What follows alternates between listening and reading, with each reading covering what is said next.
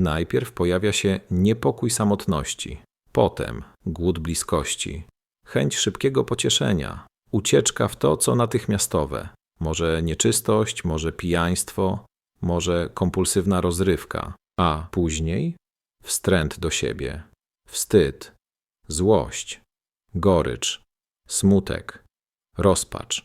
7 demonów, 7 ciemnych stanów ducha, jakby na nowo zbudowany dom, ale już nie dom Ojca, tylko chlew. Popatrzmy na syna marnotrawnego. To nie jest historia o człowieku, który miał pecha. To opowieść o kimś, kto żył w domu, ale nie żył w miłości, kto miał dostęp do Ojca, ale nie miał z nim relacji.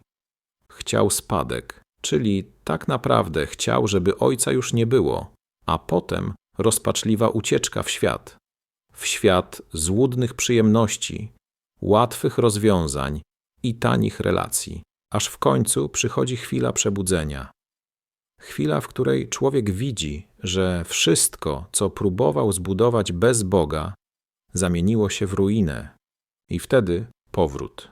Najpierw do Ojca, bo najpierw trzeba wrócić do serca Boga, by dom mógł znów stać się domem. Ojciec nie czeka za drzwiami z wyrzutem. Ojciec wychodzi, biegnie, tuli. I zanim padną jakiekolwiek słowa, już jest przebaczenie. Miłość poprzedza skruchę. Bliskość poprzedza naprawę.